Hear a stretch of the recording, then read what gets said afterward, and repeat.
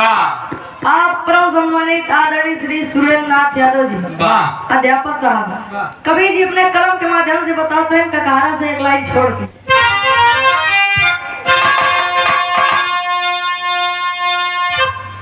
कला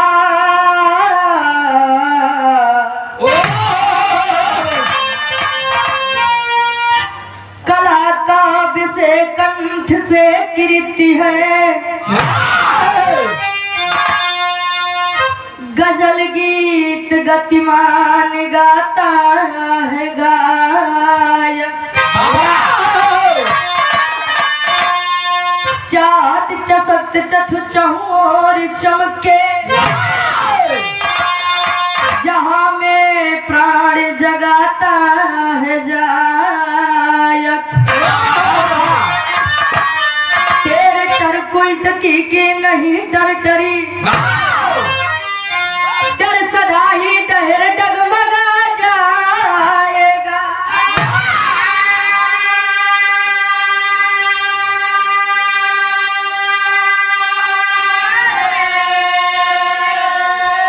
ताल के तंत्र से है करे तथ्य भी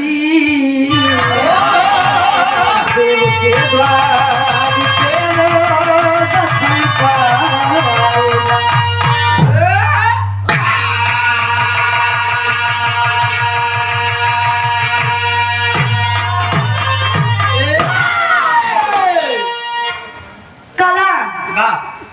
जिस कलाकार में कलाकारी भरी है तो कर कला सफल हुआ लेकिन अगर वह कलाकारी के ऊपर जो घमंड करे तो समझा एक कार वाली बात जहाँ आई है समझाओ कर विनाश होकर पतन बार कवि जी बड़ी बढ़िया गजल के भाव देते हैं का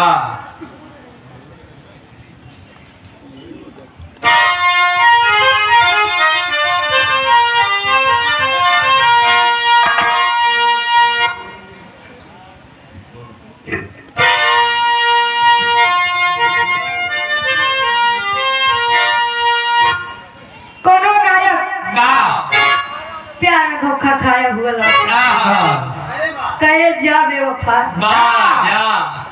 जा जवान करूँ कौन करूँ लेकिन तो का हमारी याद आई जरूर कहे का दूर रह कर मेरे जिंदगी से दूर रह कर मेरे जिंदगी से मेरे बारे में सोचा करो मेरे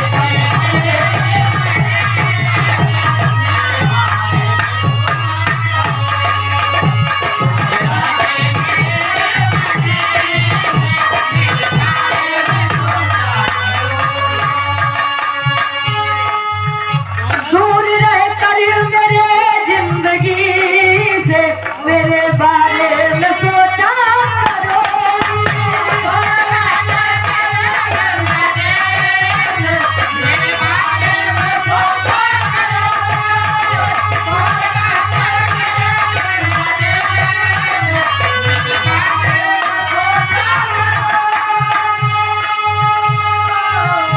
मेरे बारे में सोचा करोगी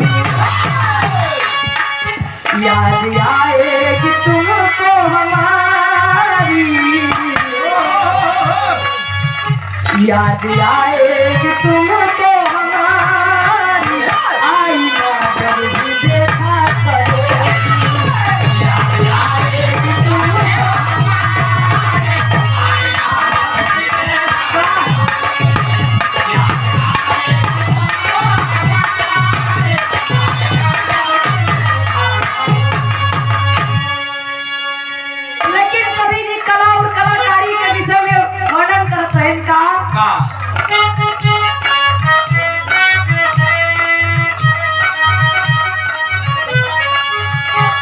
अनुभूति जन्नत की हर पल होती अनुभूति जन्नत की हर पल लहर में जो गोता लगा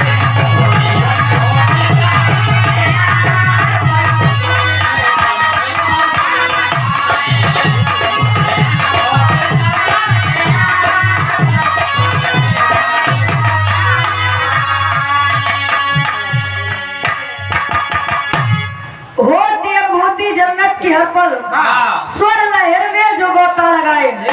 हमारे विराह की कहानी की शुरुआत कवि जी से लिखे का नजम के बाद।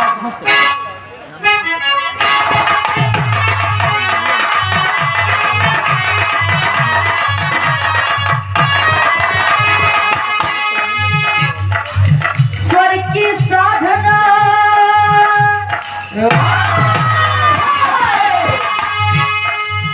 स्वर की साधना में जो कोई खो जाता है, स्वर की साधना में जो कोई खो जाता है, अलौकिक सुख परम अनुभूति का वो पाता है।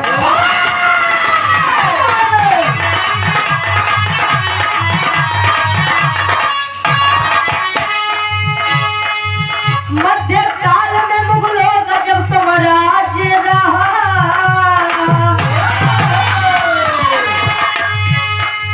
मध्य काल में मुगलों का जब साम्राज्य रहा, आगरा में अकबर का छाया राज।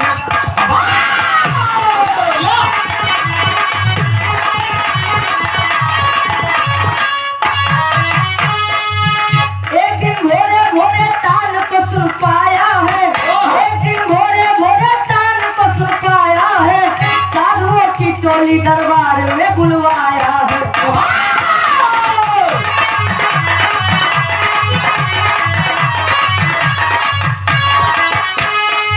छुटा है बालक जो क्या निहाल रहा, छुटा है बालक जो क्या निहाल रहा, छुटा है बालक जो क्या निहाल रहा, छुटा है बालक जो क्या निहाल रहा, पिता के मोहताज होते ही बेकार रहा।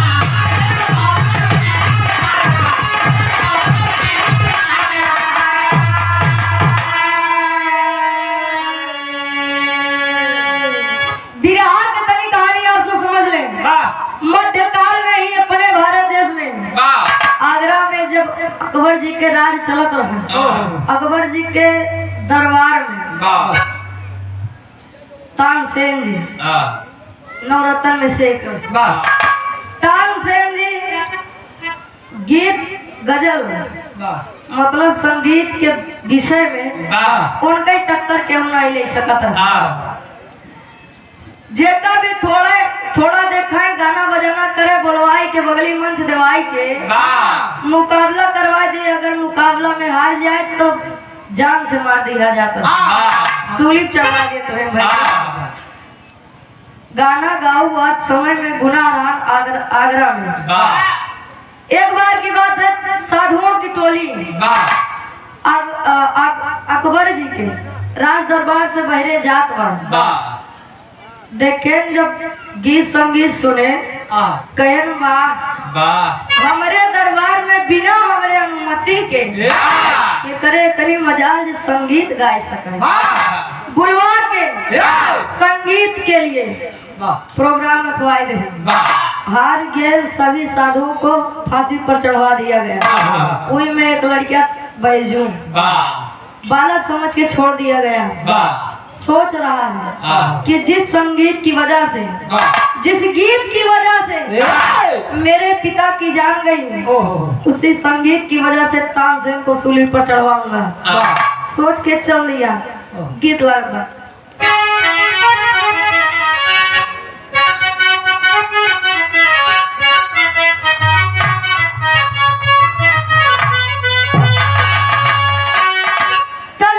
कवि जी फर्ज में लिखा था, कवि जी संकेत कर रहे का भहिले अनाथ बैजू,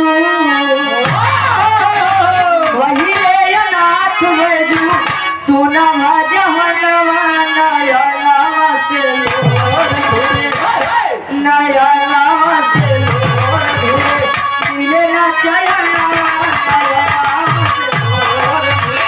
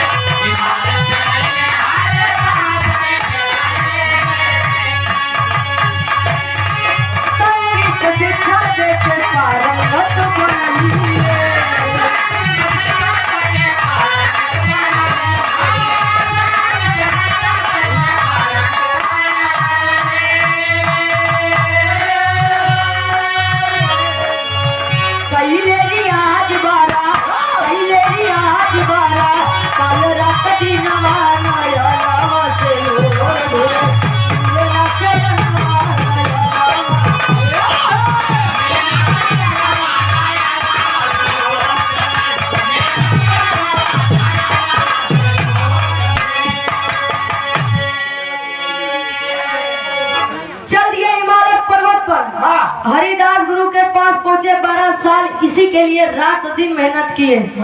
संगीत ऐसा चीज है देखा पूरी जिंदगी सीख लिया, फिर भी संगीत के शिक्षा का वो पूरी ना हो सकता। हर एक दिन हर एक रोज नई नई चीज सीखे के मिला थे संगीत में। 12 साल रात दिन मेहनत करने के बाद आज बैजू चल दिया अपने पिता का बदला लेने के लिए। देखो पहले के गुरु और में गुरु में अंतर का बा। पहले के गुरु दक्षिणा तब मांगे जब लड़कियां लायक हो जाए तब। आया बोले गुरु पहले मैं तो 2 महीने फीस नहीं जमा बा, फीस जमा कर दिया तब भी से आया नहीं जी ने आया। अपने बाबू के लिए आया। अगर न जमा कर पाओ पहले अपने बाबू के लिए आया। गुरुजी आज बच्चे से दक्षिणा मांग रहे हैं। गीत बदलिए।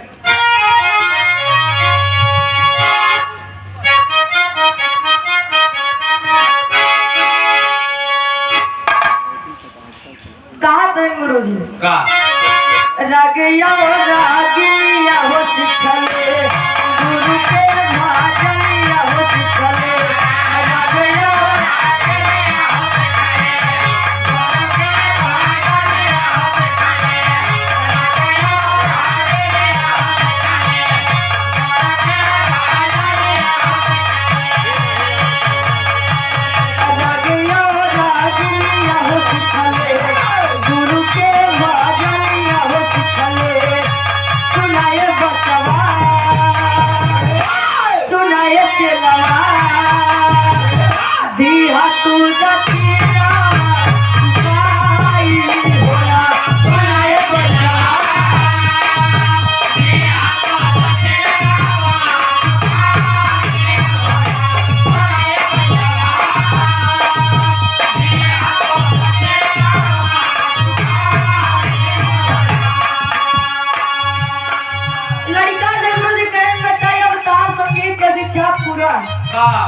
कुछ दक्षिणा कहे।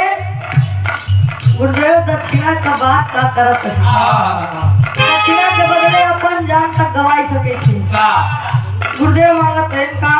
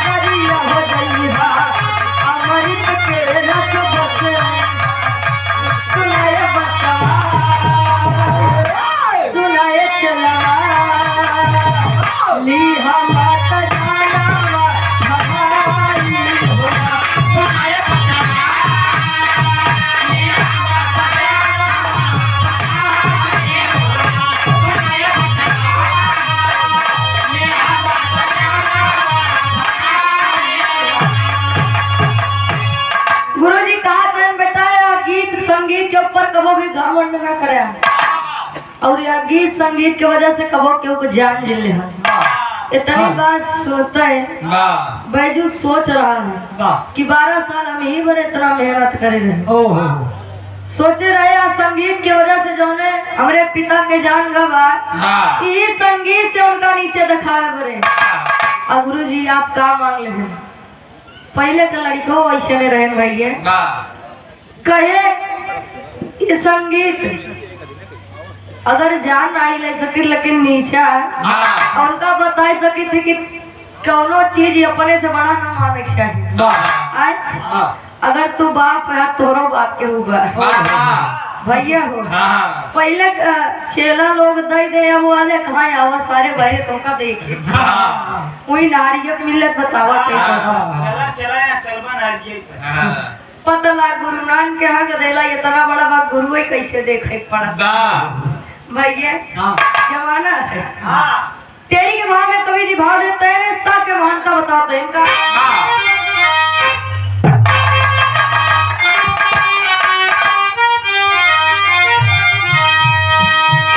सुहाई साज साथे सारंगी अरे सुहाई साथ साथे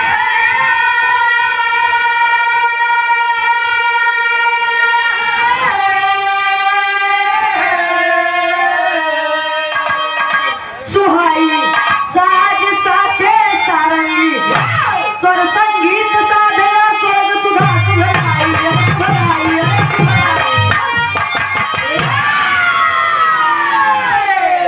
स्वर संगीत सुधा सरगम सुभराई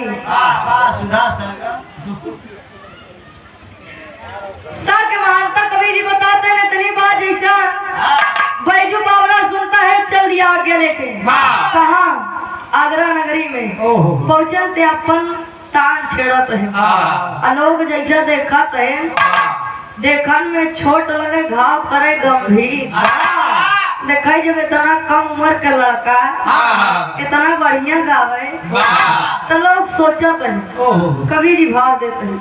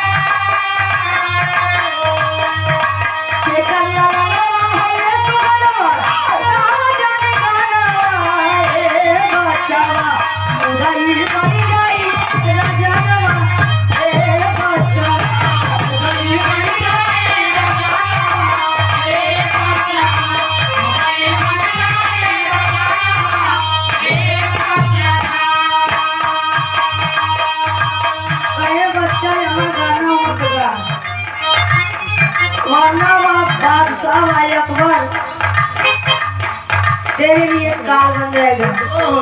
लोग सोच रहे हैं, बता रहे हैं का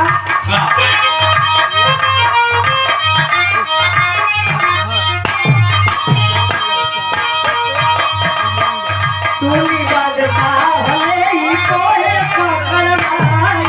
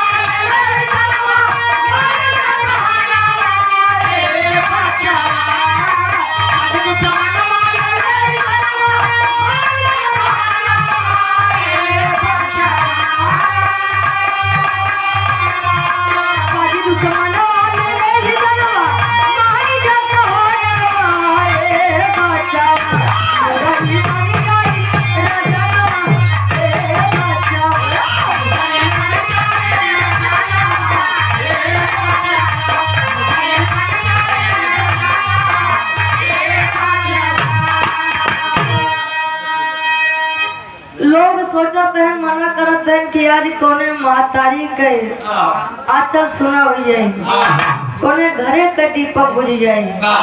लोग सोचते हैं, मना करते हैं, लेकिन बैजू नहीं, संगीत देखना चाहते हैं। लोग सोच रहे हैं, समझा रहे हैं, तरी बतिया सुनते मान तानसेन जी वाह आज क्यों मिला बा। अगर काका 30 साल के गायकी 12 साल के गायकी लेबा तक का रिस्पांस मिले का बताओ। तजुर्बा ज्यादा 30 साल वाले के रहे कि 12 साल वाले के रहे भैया। तानसेन जी बुलवाई के बगली में मंच देवाए कि अगर इतना गावे के शौक बा तो पहले मुकाबला करा, संगीत में हमका हरावा करे बाद गावा, नहीं ते अपन जान गवावे के पड़ी। लोग सोचते हैं यमुना जी के नदी के किनारे मंच लगा, कभी जी भाव बदलत है।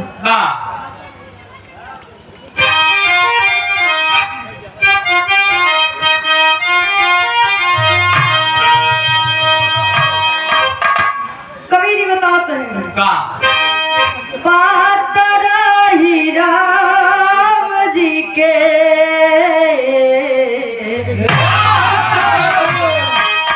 पातर ही राम जी के पातर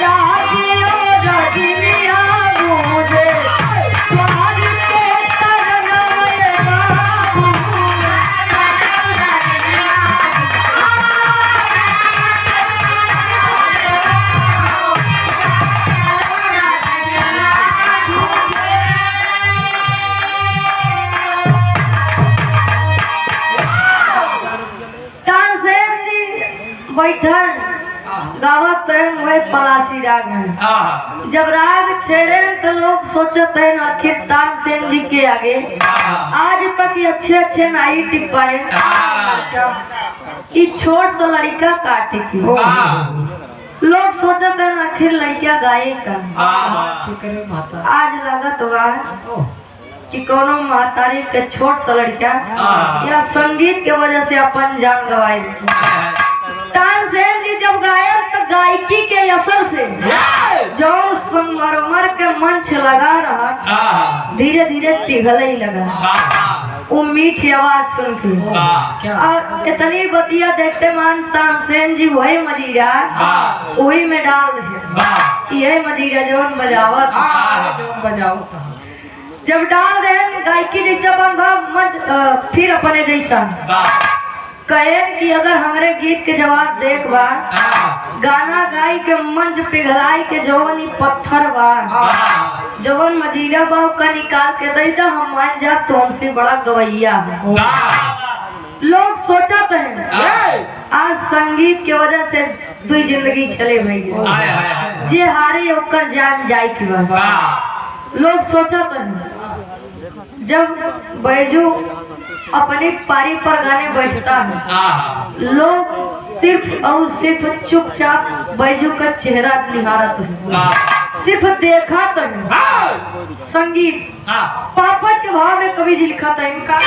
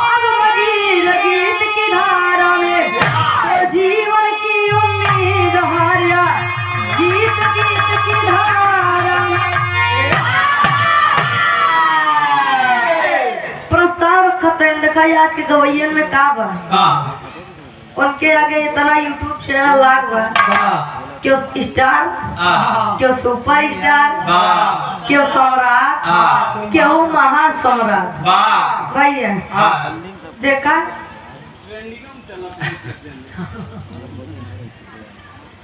6 महीना गाय नहीं भैया सुपर स्टार महासम्राट लिखे वाले आप ही सब भैया हो। आज के कलाकारों में देख ले पोस्टरी पिस्टार अरे यार गजब मतलब लोग हमका यहाँ समझा स्टार वाली भावना तुरंत अहंकार लोग सम्राट महासम्राट अगर बनब छोड़ के बढ़िया से गीत गौनई गाय ले जाता है तो चला जाएगा नाम वैसे ही अमर हो जाएगा कि जे नहीं बा जेकरे जमाना में यूट्यूब चैनल नहीं रहा का आज कोई नाम नहीं हो तो साक्षात आप सब बैठे प्रयागराज के धरती है भाई देर समझावे की जरूरत नहीं है। बैजू बावरा अपने पारी पे करत का आल्हा के भाव में कवि जी भाव देते हैं इनका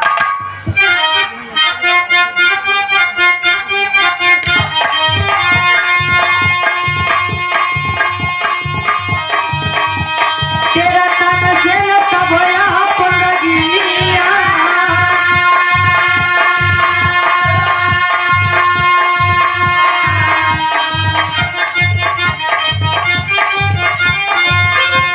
आइए नहीं रंग तब पगला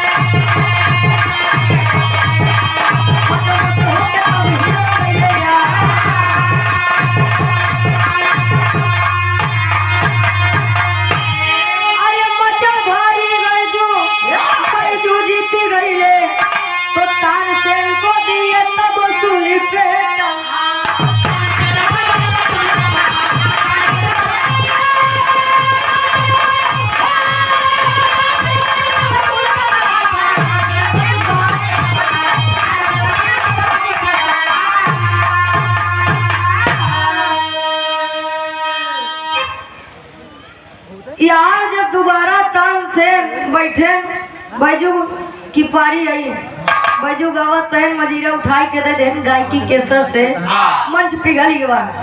अब आपन देता है अब एपा जोड़ दे भैया आज वाली से करा थे कहे जब गाये तो जंगल से जितना भी हिरन रहे हिरनों का झुंड मंच के पास चला आया। हिरन जनवई करा था कैसे कूदत है भैया। जैसे गाय के बंद भा हिरन फिर से वापस चला गया। बैजू कहे कि चलिए ठीक है अब आपकी पारी आपकी बारी आप बुलाइए उन लोगों को। तानसेन कहे बस इतनी छोट बात यह अहंकार कहे बस इतनी छोट बात। जैसे बैठे गावत बजावत हिरन उतने हाथ पगलाइए कहे वो क्या है। सब जंगल से भटक के चला हुआ गीत संगीत जानवर का पता है जानवरों को क्या पता कि गीत संगीत का होता है। अकबर जी कहे आप बुला सकते हैं कहीं देखा बोलाए तो नहीं सकी लेकिन कोशिश कर। बैजू दोबारा जब बैठते हैं गायकी के असर से फिर से सारे हिरन मंच के पास आते हैं। सारे जितने भी हिरन थे फिर से मंच के पास आए।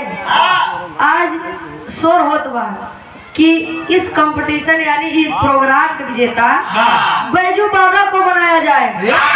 आज तक बहुत सुली चढ़वाए रे भैया अब तोहार बारी में। तानसेन जी अकबर जी से कहते हैं अरे नाथ इतना दिन आपके दरबार में रहे छोड़ दे कहे ना आज तक बहुत दूसरे टरावत रहे आज बारी तोहार बैजू सोच रहा है कि हम अपने बाबू के बदला ली कि गुरु जी के बात मानी। वचन लेकर आए थे पहले के लोग जो वचन दे दे का काम करे बोले का कहा था कुछ ये ही पता नहीं सुबेरे का कहा था संझा का हो जाता है भगवान नहीं जाने। खड़ी के भाव में कवि जी भाव देते हैं इनका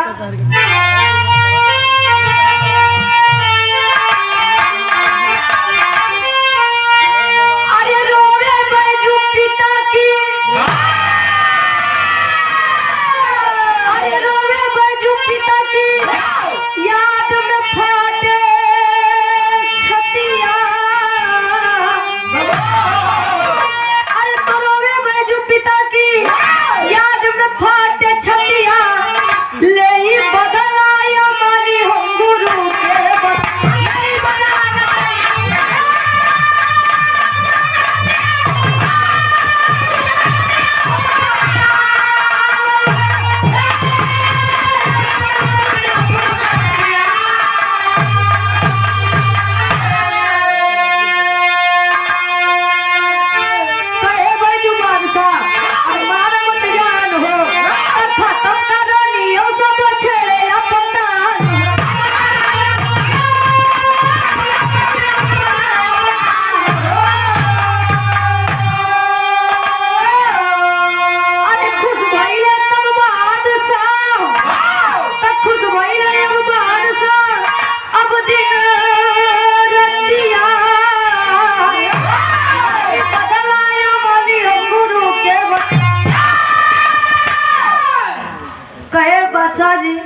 के नियम खत्म करा कि केहू गाय बजाए नहीं सकत। काहे लोग कितनो बेसुरा रहा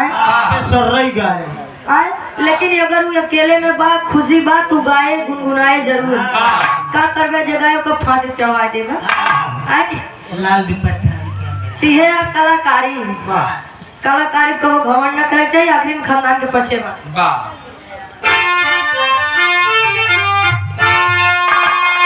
गुरु बिहारी गुरु